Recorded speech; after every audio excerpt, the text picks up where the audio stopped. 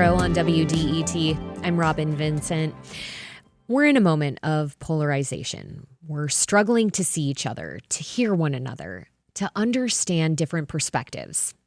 A 2024 Gallup poll found that 80% of adults believe we're greatly divided on our most important values. A more recent poll found that most voters don't believe those divisions can be overcome. There are fewer and fewer people who have faith in one another, who believe that our democracy can last, who think we can solve problems across difference. But there are some who believe otherwise. They are the folks who work in interfaith dialogue.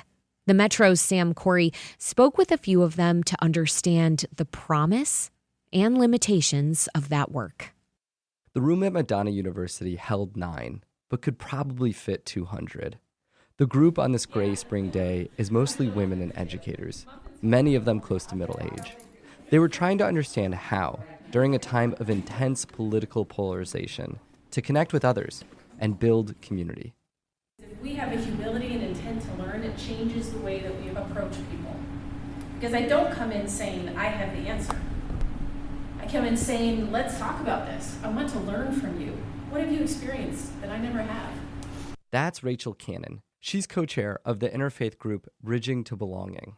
At Madonna University on this day, she wants people to understand what happens when we see someone as an outsider. That outsider status is not foreign to Madeline Acosta. The Livonia resident is a school board member, but she never thought she'd get involved in local politics. I was telling Miriam, coming onto the school board, I knew I was going to be the first Latina to come on, and what would be the perception, because there wasn't an expectation that I would win. I was told by, you're probably going to have to run a few times, and I was in the top 2 vote getters. So it was an awakening for my colleagues about who I was in my community, because I am soft-spoken. Madeline isn't a likely politician. She lets other people speak before she does. People move quietly that have the most power. And so I hope that my presence and the way I carry myself speaks for itself, and it allows for people to find me approachable. Acosta was attending this interfaith dialogue event to strengthen that quiet power she described. Quiet power is a little rarer these days. It's common to hear liberals and conservatives debating online, but not really getting anywhere. Here's a Democrat running for Congress and a MAGA supporter discussing ICE's detention of immigrants. 70% of the people deported are not convicted criminals under interior rules. They were people that had either been convicted criminals, or they had, or at a stalemate, because now you're claiming something, I'm claiming something from the same source. Interfaith dialogue is totally different from what you just heard. It's somewhat countercultural for our times. Instead of yelling, the practice encourages listening. Instead of arguing, it asks people to lean into their feelings. Instead of defending one's own side, it demands people reach out to others with opposing views. Roughly 2,300 miles away from Livonia's Madonna University, Ben Ginsberg is doing similar work at Newground. The Los Angeles-based Muslim-Jewish interfaith group demands people talk through hard political problems, even during tense times.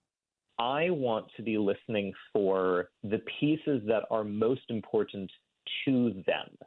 And when it's my turn to speak or to ask a question, I'm not asking a question out of my curiosity or saying something with the intent of pushing back against them. But I want to say to them, I hear that this is really important to you. Is that right? Is it that you feel that your family is really in danger right now? Ginsberg says this work is essential and must be ongoing. There are way more people interested in these conversations than you might expect. And the way I think that you help get people in the room, and what we do when they're actually in the room, is telling them, however you're showing up, whatever story you're bringing, you will be heard. You will be seen.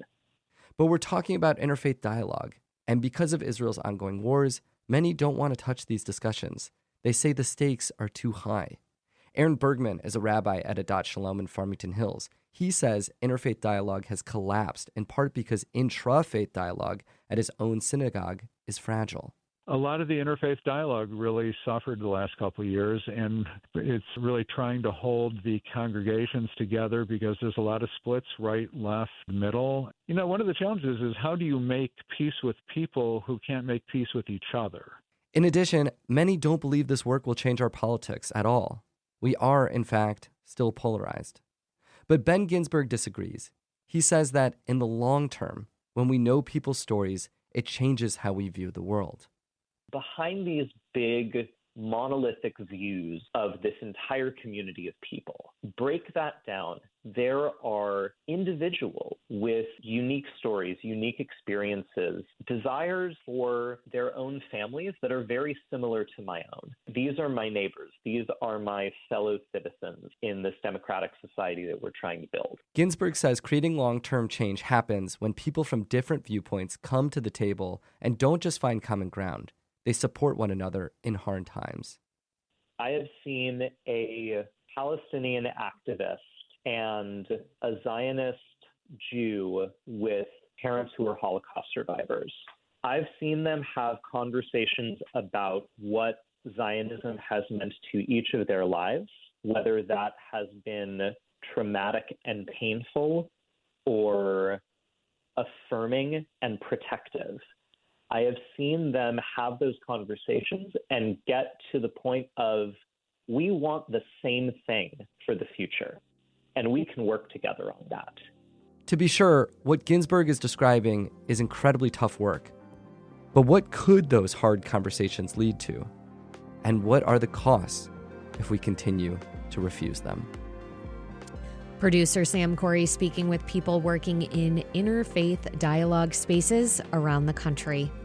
It's the Metro on WDET. Coming up, vinyl records are selling like they did 50 years ago. We'll explore why new generations are embracing LPs. This is WDET-FM, Detroit Public Radio, your connection to news, music, and conversation. And this is the Metro. Stay with us.